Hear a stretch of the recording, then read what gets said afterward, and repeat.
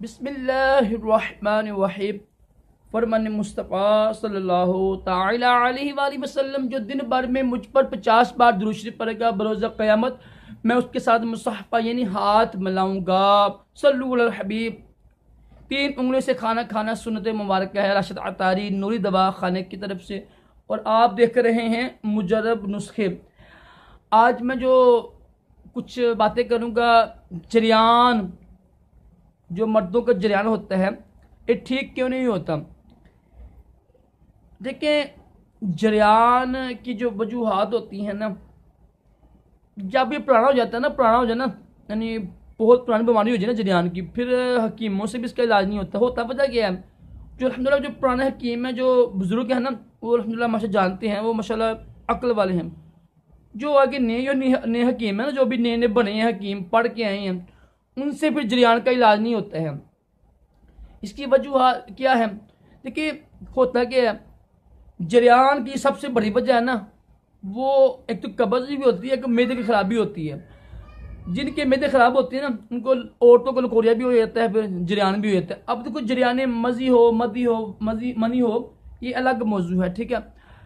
अब जो हकीम क्या करते हैं, वो करते हैं ये हैं, देखिए इसको जरियान है, उसको दवाई देते हैं वो सर्द खुश्क की देते हैं दवाई। अब उसको पहले कब्ज़ भी होती है, तो क्या होता है, फिर कब्ज़ बढ़ जाती है। कब्ज़ को दूर करने के लिए दवाई देती हैं, फिर वो गर्म तर की, फिर जरियान हो जाते हैं।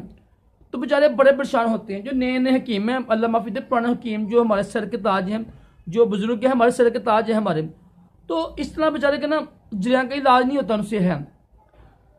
तो इसका देखो, मैं आपको अल्हम्दुलिल्लाह हम क्या करते हैं, जो मेरे स्वाद मोहतरम क्या करते हैं, गुलाम साबर कादरी अत्तारी, हम ये करते हैं कि जो उसका मैदा ना, मैदा पहले उसका 1 महीने का ना इलाज करते हैं मैदे का।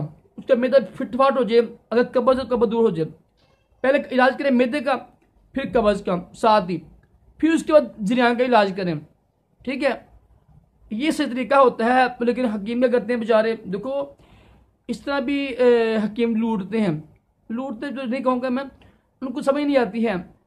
जिनको जरियान हो ना, पहले उसके मैदे का इलाज करें, जब देखें मैदा सही हो गया ना, फिर कब्ज़ का इलाज भी करते रहें, फिर जरियान का इलाज किया करें।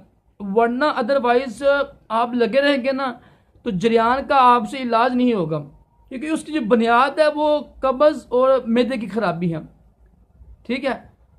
तो ठंडी दवाई देंगे, ठंडी खुश दवाई देंगे, तो वो फिर कब्ज़ बढ़ेगी, कब्ज़ की दवाई देंगे गर्म तर होगी वो, फिर भी वो जरियान शुरू हो जाएगा। जो जिसकी पैदाइश है वो मैदा है, मैदा सही कर रहे हैं आप। मैं कहता हूँ मैदे से ना, मैदे ही से 80% बीमारी पैदा होती हैं। अगर मैदा ख़राब हो ना, तो मैदे की वजह से 80% बीमारियाँ पैदा होती हैं, मैदे की खराबी की वजह से, हाजमे की खराबी की वजह से, ठीक है।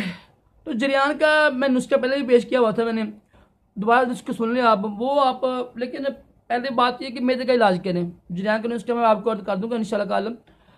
अल्लाह ताला हम सबको भी जरियान जैसी मुज़ी बीमारी और तमाम जिस्मानी रूहानी बीमारियों से महफूज रखे, दोनों जहानों की भलाइयाँ अता करे।